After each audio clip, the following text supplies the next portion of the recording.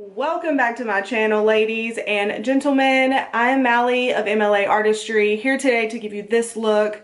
Full glam, but still soft, but statement, And I also threw in some jewel accents just to add a little extra flavor, including the ones on my ear. If you want to learn this look step by step, full details, how I did it, tips, tricks, the whole nine, you are in the right place. Let's get started. Starting off things a little different today, I'm going to go in for my eyeshadow prep and use the RCMA Foundation Concealer Palette right here. I'm simply applying this to the eyelid, and I'm going to also carry it across the nose. Lately I've been doing a lot of blending further out, so I just want to make sure that this is all taken care of. Now that that has happened, I'm going to go in with the eyeshadow. This is the Bronze Goals palette. I'm going to go in with this neutral color right here and just blend that into the crease so I have just a really nice establishment. Oh, that's darker than I thought. The brush I'm using for this is the M573 Morphe. And I'm just going to blend that out, apply to the outer crease, blend up, feather it out. Now I'm going to venture into this color right here. I'm just going to apply that to the outer corner. After that is applied to the outer corner of the lid, I'm just going to kind of buff it up into the crease where I have that other shadow established. Now carrying this color right here. These colors are so beautiful. Like, they're just transitioning so well. Love it. Ooh. I can already tell I'm going to be feeling myself today. And I definitely want to incorporate some color today, especially based on the jewel effects that I will be adding later. I just don't know what color. First world probs, man. Grabbing another brush from the Morphe collection. This is from their, it was like a 6-pack of eye brushes. Don't know what it's called, like that was literally what it was called. Comes with a little bag like this. And it was really their only selection of grouped brushes when I went to the store. Going in with this color now, so we're gonna add some pop, okay? I have noticed when I talk while I'm applying makeup, I feel like I talk really slow. I promise I'm not special. A little crazy, not special. Big difference. Okay, I'm feeling it. I'm gonna carry it out a little bit further. So when I blend it, I'm not taking too much of the pigment away. You know what I mean? I'm just gonna kind of buff those two colors together. That way you don't see like where one starts and the other stops. Nice and fused, baby. I've decided, looking at my face, I want to bring this color up into the crease, but I want it to be like really a very subtle coating light effect. So I'm going to pick that same color up on my brush, and then I'm going to dab it to the side out of the camera on this paper towel. So I have a very small amount of product, and I'm very lightly going to just swipe that on that lighter portion of the inner crease, and it honestly just added the perfect subtle hue of that color. I'm with it. I'm here for the party. Now for the underneath, I want to pop there too, but I do want it to be a little bit darker, I think. So I'm going to take that same color, but then I'm going to deepen it up a little bit. So let's do that. This is also a brush from the eyeshadow brush collection that I told you about. That was a 6-piece. Now for the drawing underneath part of this, with the eyeshadow, I do want to go kind of come down relatively low because I need enough space to be able to fit the jewel in and it not like cut off at the shadow line. So I did bring that down a little bit further. And then to darken the pigment just a hint, I'm going to pick up the black on this palette, the black right here, but I am going to do the same thing that I did before. I'm going to pick it up on my brush, and then I'm going to dab on a paper towel that is on the side. That way it has like the smallest amount of pigment on the brush. Definitely want to keep that pigment prominent though in the bottom portion, so I'm picking up more of that nice shimmery color and packing it in and on top of where I just put that small amount of black. Moving on to foundation, so let's get this covered. Seeing as I did not film my eyeliner, I did want to at least let you know what products I used. I tried this new clay paint liner right here by Tarte, and honestly, I'm a fan. You just squeeze it out, use an angled brush. I really liked how easily it applied. I'll keep you posted to let you know how well it lasts. It does say that it's waterproof, which is a win, especially for the longevity aspect of it. For my foundation today, I actually mixed it's a concoction of NARS foundations.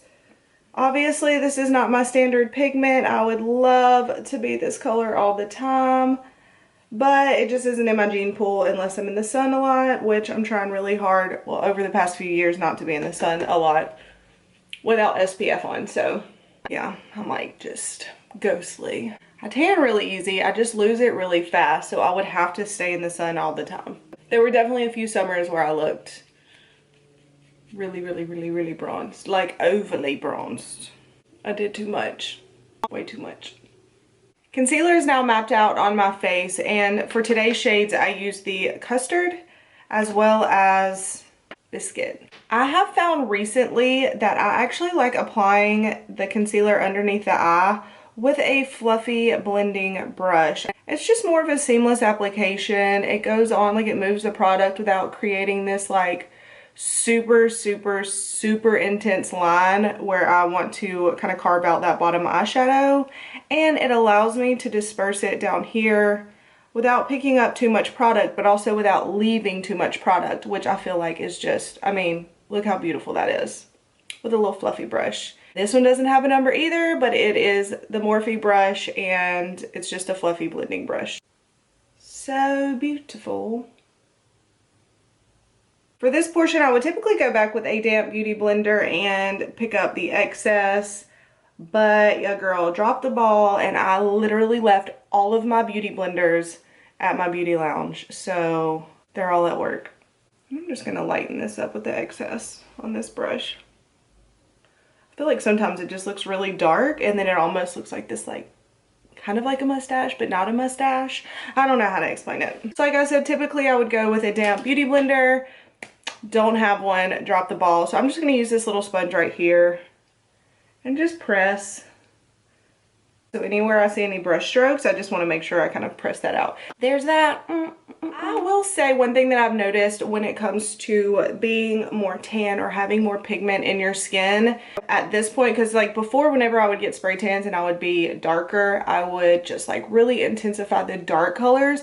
But I have found recently that actually accentuating the lighter portions and kind of using that tone, and I mean, obviously we're going to contour with a bronzer, but I'm not going to go like super deep with the bronzer. I'm just going to keep a nice deep bronzer, which I would normally do. But what I did is I lightened the concealer a little bit, so that way I'm getting the contoured effect without just cramming in all this dark pigment right here, because I don't want it to look like it just doesn't belong. So that's one thing I've picked up. Thank God for growth. That's all I can say. I'm gonna go in and pack in this Laura Mercier translucent powder. I'm not gonna show y'all the Laura Mercier translucent powder because anyone and everyone on the face of this earth knows what it looks like, knows what I'm talking about. This is a little harder to do than, maybe I should use my blending brush. Translucent powder baked into those areas. Lightly though, I didn't put a ton of product, but I mean, there's a decent amount there. And then I'm just dabbing excess translucent powder all over to help me keep that foundation in place while I do the other portion. Onto bronzer. I'm taking the deep Bobbi Brown and just working it into the areas that I would normally contour, the hollows of the cheek, to make that look nice and sunken in, seeing as I don't have super intense bone structure. I'm more of like this little round head on this long neck. I don't know what to tell you about it. You work with what you got, girl. That's all I can say. And then I'm gonna put this right above the temple. Well, it's kind of, it is in the temple, but I do like to stay above this line right here. So envision a line going here and a line going here, because I kind of want to give my face like a pick-me-up, like a, oh, she lifted. You know what I mean? If you drag your bronzer down too far right there, you can always just go back with a little sponge and some powder and kind of just pick that up. Just do not leave that powder there because you will look crazy. So I'm not baking right there. I just applied it and now I'm getting the excess off. Forehead, 5 head, whatever. Let's make it a 2. Going underneath the jawline slash chin slash give me life. Beautiful, beautiful. Taking the blending brush again, and I'm just gonna pack in a little tiny bit of bronzer right there.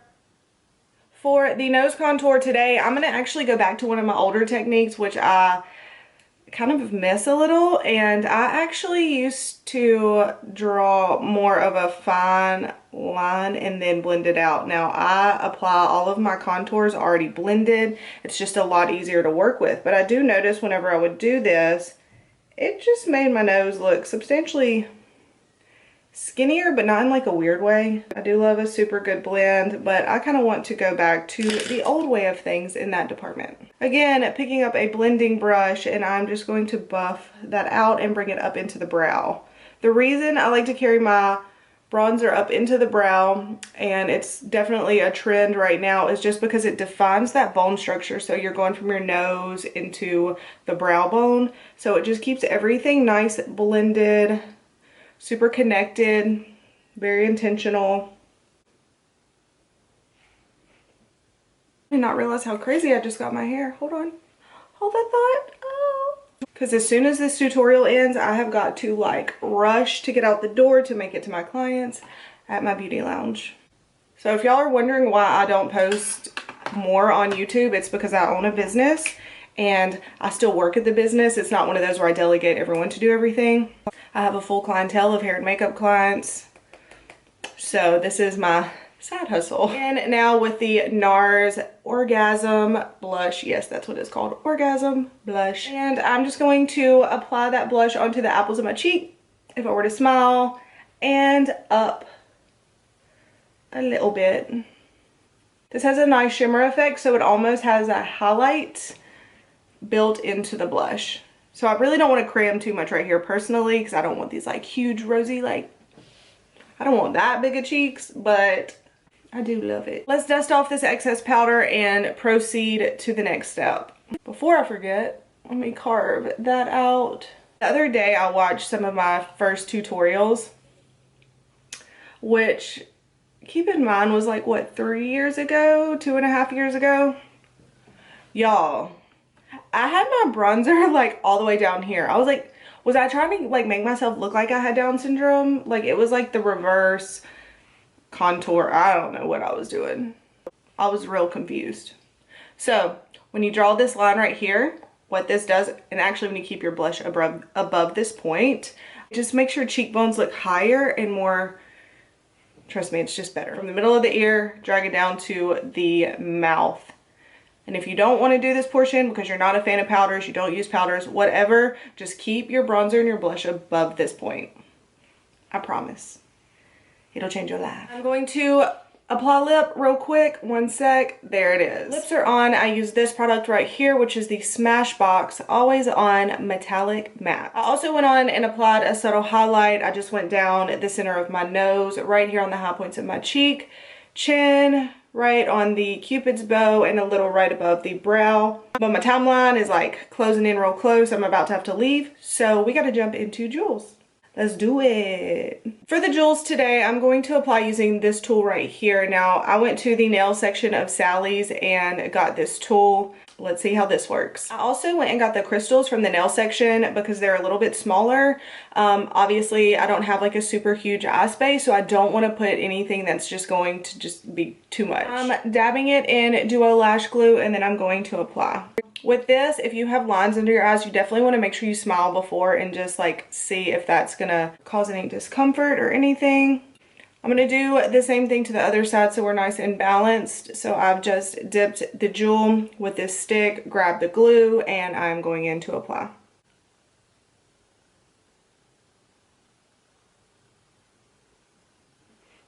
Can't lie, this is harder than it looks. Oh my gosh. What happened to my hand? Well, this is that eyeliner I was telling you about, and obviously it works really good because it's not one to come off. Oh my god. Seeing as I have to go to work today and function, I'm actually going to change these out for smaller ones because I can feel it a little bit under my eye. Like I said, where your eye crease is, if it's uncomfortable and you have to function with it, go smaller. I'm just going to peel that one off. I would like to be very open and honest with y'all. This is actually kind of hard. Harder than I anticipated, and I'm going to tell you what was hard for it about me. It was like I would pick up the jewel with this, worked perfect. I would dip it in the glue, and like 5 times out of 7 it would get stuck in the glue, even when I was like super lightly touching it to get the smallest amount of glue. So one thing I learned is make sure the glue is super fresh. Like as it starts to like thicken at all, any parts of it start drying, just make another small batch. That way it's super fresh, because if it gets even the slightest amount of tacky, it's just basically like, it's like a sinkhole. I know that I always turn to the side in photos, so I'm actually going to apply a little jewel there. Oh yeah, you can see the glue, it does dry clear. Final look is here.